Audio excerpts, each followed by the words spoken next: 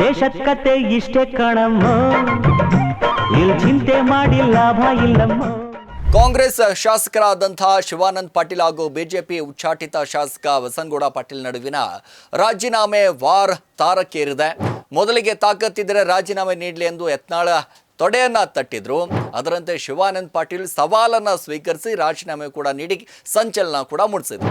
ಆದರೆ ಈಗ ಆ ರಾಜೀನಾಮೆ ಅಂಗೀಕಾರವಾಗಲ್ಲ ಎಂದು ಸ್ಪೀಕರ್ ಯುಟಿ ಖಾದರ್ ಒಂದಿಷ್ಟು ಹೇಳಿಕೆಯನ್ನು ಕೊಟ್ಟಿದ್ದಾರೆ. ಯತ್ನಾಳ್ ಗಂಭೀರವಾಗಿ ಆರೋಪಗಳನ್ನು ಮಾಡಿದ್ದಾರೆ.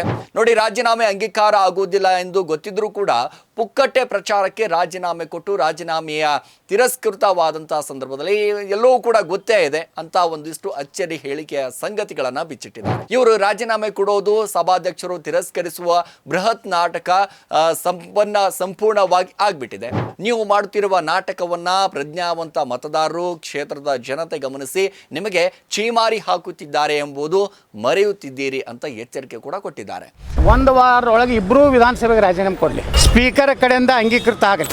ದಮ್ಮಿದ್ರೆ ನೀವು ಪಕ್ಷೇತರ ಬರ್ರಿ, ನಾನು ಬರ್ತೀನಿ, ಬಾಗೇವಾಡಿಗೆ ಬರ್ತೀನಿ, ನೀವ್ಯಾಕೆ ಬಿಜಾಪುರ ಬರ್ತೀರಿ? ಹಾಯ್, ಹಲೋ, ನಮಸ್ಕಾರ. ಸ್ಪೀಡ್ ನ್ಯೂಸ್ನ ವಿಶೇಷ ಕಾರ್ಯಕ್ರಮಕ್ಕೆ ಸ್ವಾಗತ. ನಾನು ಸಿರಾಜ್ ವಾಲಿಕಾರ್. ಕಾಂಗ್ರೆಸ್ ಶಾಸಕರಾದಂತಹ ಶಿವಾನಂದ ಪಾಟೀಲ್ ಹಾಗೂ ಬಿಜೆಪಿ ಉಚ್ಚಾಟಿತ ಶಾಸಕ ಬಸನಗೌಡ ಪಾಟೀಲ್ ನಡುವಿನ ರಾಜೀನಾಮೆ ವಾರ್ ತಾರಕೇರಿದೆ. ಮೊದಲಿಗೆ ತಾಕತ್ತಿದ್ರೆ ರಾಜೀನಾಮೆ ನೀಡಲಿ ಎಂದು ಯತ್ನಾಳ ತೊಡೆಯನ್ನ ತಟ್ಟಿದ್ರು. ಅದರಂತೆ ಶಿವಾನಂದ ಪಾಟೀಲ್ ಸವಾಲನ್ನು ಸ್ವೀಕರಿಸಿ ರಾಜೀನಾಮೆ ಕೂಡ ನೀಡಿ ಸಂಚಲನ ಕೂಡ ಮೂಡಿಸಿದ್ರು. ಆದರೆ ಈಗ ಆ ರಾಜೀನಾಮೆ ಅಂಗೀಕಾರವಾಗಲ್ಲ ಎಂದು ಸ್ಪೀಕರ್ ಯುಟಿ ಖಾದರ್ ಒಂದಿಷ್ಟು ಹೇಳಿಕೆಯನ್ನು ಕೊಟ್ಟಿದ್ದಾರೆ. ಯತ್ನಾಳ್ ಗಂಭೀರವಾಗಿ ಆರೋಪಗಳನ್ನು ಮಾಡಿದ್ದಾರೆ.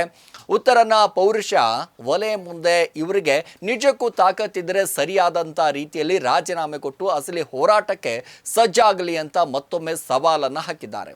ನೋಡಿ, ರಾಜೀನಾಮೆ ಅಂಗೀಕಾರ ಆಗುವುದಿಲ್ಲ ಎಂದು ಗೊತ್ತಿದ್ರೂ ಕೂಡ ಪುಕ್ಕಟ್ಟೆ ಪ್ರಚಾರಕ್ಕೆ ರಾಜೀನಾಮೆ ಕೊಟ್ಟು ರಾಜೀನಾಮೆಯ ತಿರಸ್ಕೃತವಾದಂತಹ ಸಂದರ್ಭದಲ್ಲಿ ಎಲ್ಲವೂ ಕೂಡ ಗೊತ್ತೇ ಇದೆ ಅಂತ ಒಂದಿಷ್ಟು ಅಚ್ಚರಿ ಹೇಳಿಕೆಯ ಸಂಗತಿಗಳನ್ನು ಬಿಚ್ಚಿಟ್ಟಿದ್ದಾರೆ. ಶಾಸಕರು ರಾಜೀನಾಮೆ ಕೊಡೋದಕ್ಕೆ ಈ ರೀತಿ ರಿವಾಜು ಇರುತ್ತೆ ಎಂಬುದು ಇವರಿಗೆ ಗೊತ್ತೇ ಇಲ್ಲ ಎಂದು ಯತ್ನಾಳ್ ಕೇಳಿದ್ದಾರೆ. ಇವರು ರಾಜೀನಾಮೆ ಕೊಡೋದು ಸಭಾಧ್ಯಕ್ಷರು ತಿರಸ್ಕರಿಸುವ ಬೃಹತ್ ನಾಟಕ ಸಂಪೂರ್ಣವಾಗಿ ಆಗ್ಬಿಟ್ಟಿದೆ. ಸಭಾಧ್ಯಕ್ಷರಾದಂಥ ಖಾದರ್ ಅವರು ಈ ರೀತಿಯಾದಂತಹ ರಾಜೀನಾಮೆಯನ್ನ ಸ್ವೀಕೃತವಾಗುವುದಿಲ್ಲ ಎಂಬುದು ಅವರಿಗೆ ತಿಳಿಸಬೇಕಾಗಿತ್ತು ಎಂದಿದ್ದಾರೆ. ನೋಡಿ, ಸಚಿವ ಸಂಪುಟ ಹಿರಿಯ ಸಚಿವರೊಬ್ಬರು ಈ ರೀತಿಯಾದಂಥ ರಾಜಕೀಯ ನಾಟಕ ಆಡುತ್ತಿರುವುದು ಹಾಸ್ಯಾಸ್ಪದವಾಗಿದೆ. ರಾಜೀನಾಮೆ ಸರಿಯಾದಂಥ ವಿಧಾನದಲ್ಲಿಲ್ಲ ಎಂದು ಸ್ವೀಕರಿಸುವ ವೇಳೆಯೇ ಖಾದರ್ ಅವರು ಹೇಳಬೇಕಾಗಿತ್ತು.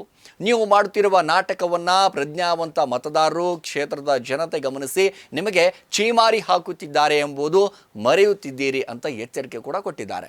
ನೋಡಿ, ಯತ್ನಾಳ್ ರಾಜೀನಾಮೆ ಕೊಟ್ಟರೆ ನನ್ನನ್ನು ಅಂಗೀಕರಿಸಿ ವಿಜಯಪುರ ಕ್ಷೇತ್ರದ ಬಸನಗೌಡ ಪಾಟೀಲ್ ಯತ್ನಾಳ್ ಅವರು ತಮ್ಮ ಮತಕ್ಷೇತ್ರದ ಶಾಸಕ ಸ್ಥಾನಕ್ಕೆ ರಾಜೀನಾಮೆ ನೀಡಿ ಬಸವನ ಬಾಗೇವಾಡಿ ಕ್ಷೇತ್ರದಿಂದ ನನ್ನ ವಿರುದ್ಧ ಸ್ಪರ್ಧೆ ಮಾಡುವುದಾಗಿ ಸವಾಲು ಹಾಕಿದ್ದಾರೆ. ಅದರಂತೆ ನಾನು ರಾಜೀನಾಮೆ ಸಲ್ಲಿಸಿದ್ದೇನೆ.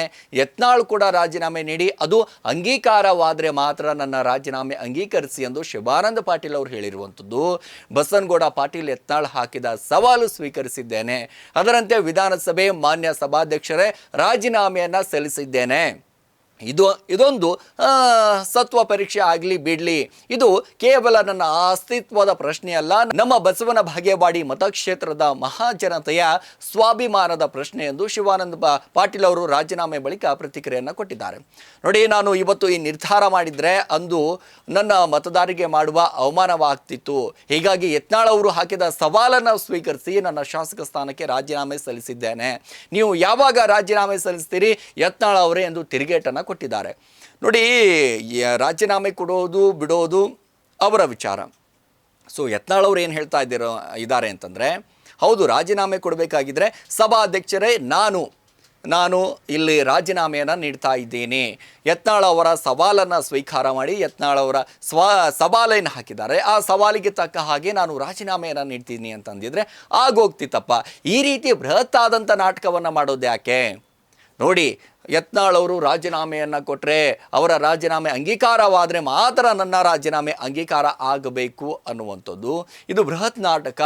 ಆ ಕ್ಷೇತ್ರದ ಜನತೆಗೆ ಒಂದಿಷ್ಟು ಮೋಸವನ್ನು ಮಾಡ್ತಾ ಇದ್ದಾರೆ ಅನ್ನುವ ರೀತಿಯಾಗಿ ನೋಡಿ, ಇವರ ನಾಟಕ, ಇವರು ದೊಡ್ಡ ಸಚಿವ ಸ್ಥಾನದಲ್ಲಿದ್ದಾರೆ, ಬುದ್ಧಿ ಇಲ್ಲ, ಆ ರೀತಿ ಮಾತಾಡುವಂಥದ್ದು, ತಲೆ ಇಲ್ಲ ಅಂತ ನಿನ್ನೆ ಮಾತಾಡುವಂಥ ಸಂದರ್ಭದಲ್ಲಿ ಬಸನಗೌಡ ಪಾಟೀಲ್ ಯತ್ನಾಳ್ ಅವರು ಹೇಳ್ತಾ ಇದ್ರು. ಶಿವಾನಂದ ಪಾಟೀಲ್ ಅವರು ಒಂದಿಷ್ಟು ರಾಜೀನಾಮೆ ಕೊಡೋದಕ್ಕೆ ಅಲ್ಲಿ ಯುಟಿ ಖಾದರ್ ಅವರ ಹತ್ರ ಹೋಗಿದ್ದಾರೆ, ಪತ್ರವನ್ನು ಪತ್ರವನ್ನು ಸಲ್ಲಿಸಿದ್ದಾರೆ. ಆದರೆ ಆ ಪತ್ರದಲ್ಲಿ ಯಾವ ರೀತಿಯಾಗಿ ಒಂದೇ ಲೈನು, ನಾನು ರಾಜೀನಾಮೆಯನ್ನು ನೀಡುತ್ತಿದ್ದೇನೆ ಅಂತ ಅಷ್ಟೇ ಹೇಳಬೇಕು. ಅದನ್ನು ಬಿಟ್ಟು ಕಂಡೀಷನ್ ಎಲ್ಲ ಹಾಕಿ ಇದನ್ನು ಯಾವ ರಾಜೀನಾಮೆ ಪತ್ರ ಅಂತಾರ್ರಿ, ಯಾರು ಅಂತಾರೆ ಇದಕ್ಕೆ ಅಂತ ಯತ್ನಾಳ್ ಅವರು ಟಾಂಗನ್ನು ಕೊಟ್ಟಿದ್ದಾರೆ. ಒಟ್ಟಾರೆಯಾಗಿ ರಾಜಕಾರಣದಲ್ಲಿ ಯಾವ ರೀತಿ ಅಂತಂದರೆ ಶಿವಾನಂದ ಪಾಟೀಲ್ ವರ್ಸಸ್ ಬಸನಗೌಡ ಪಾಟೀಲ್ ಯತ್ನಾಳ್ ಅವರ ನಡುವೆ ನಡೀತಾ ಇರುವಂಥ ಈ ರಾಜೀನಾಮೆ ವಾರ ತಾರಕ್ಕೆ ಏರ್ತಾ ಇದೆ. ಮೊದಲಿಗೆ ತಾಕತ್ತಿದ್ರೆ ತೊಡೆ ತೊಟ್ಟಿದ್ರು, ಆಯಿತು ಬಾ ನನ್ನ ಕ್ಷೇತ್ರದಲ್ಲಿ ಯಾಕೆ ಬರ್ತೀಯಾ, ನಾನೇ ನಿನ್ನ ಕ್ಷೇತ್ರದಲ್ಲಿ ಬರ್ತೀನಿ ಅನ್ನುವಂಥ ಸವಾಲನ್ನು ಹಾಕಿದರು. ಅಪ್ಪಂಗೆ ಹುಟ್ಟಿದ್ರೆ ಅನ್ನುವಂಥ ಒಂದು ಸವಾಲನ್ನು ಹಾಕಿದರು. ಅವರ ಅಡ್ಡೆ ಹೆಸರನ್ನು ಬದಲು ಮಾಡಿಕೊಂಡು ಎಲ್ಲವೂ ಕೂಡ ಇವರು ರಾಜಕೀಯಕ್ಕೆ ಬಂದಿದ್ದಾರೆ ಅನ್ನುವಂಥ ಸವಾಲು ಕೂಡ ಹಾಕಿದರು. ಅಂದರೆ ನೇರವಾಗಿ ಮಾತಾಡುವಂಥ ಫೈರ್ ಬ್ರ್ಯಾಂಡ್ ಹಿಂದೂ ಹುಲಿ ಬಸನಗೌಡ ಪಾಟೀಲ್ ಯತ್ನಾಳ್ ಅವರು ಮತ್ತೊಮ್ಮೆ ಸವಾಲನ್ನು ಎಸೆದಿದ್ದಾರೆ. ಶಿವಾನಂದ ಪಾಟೀಲ್ ಅವರು ಸವಾಲ್ಗೆ ಮತ್ತೊಂದು ಸಾರಿ ಸವಾಲನ್ನು ಎಸೆಯುವಂಥದ್ದು. ಅಂದರೆ ರಾಜಕೀಯ ನಾಯಕರುಗಳು ಸಹಜವಾಗಿ ಸವಾಲ್ ಮೇಲೆ ಸವಾಲು ಹಾಕ್ತಾ ಇರ್ತಾರೆ. ಆದರೆ ಇಲ್ಲಿ ಪರದಾಡುವಂಥದ್ದು ಮತದಾರರು, ಅವರ ಬೆಂಬಲಿಗರು ಮಾತ್ರ ಇಲ್ಲಿ ಅಂತಲೇ ಹೇಳ್ಬೋದು. ಇದಾಗಿತ್ತು ಇವತ್ತಿನ ವಿಶೇಷ. ನಿರಂತರ ಸುದ್ದಿಗೆ ನೋಡ್ತಾ ಇರಿ ಸ್ಪೀಡ್ ನ್ಯೂಸ್ ಕನ್ನಡ. ಸುದ್ದಿ ನಿಮ್ಮದು, ವೇಗ ನಮ್ಮದು. ಹೆಚ್ಚಿನ ಸುದ್ದಿಗಳಿಗಾಗಿ ನಮ್ಮ ಚಾನೆಲ್ನ ಸಬ್ಸ್ಕ್ರೈಬ್ ಮಾಡಿ,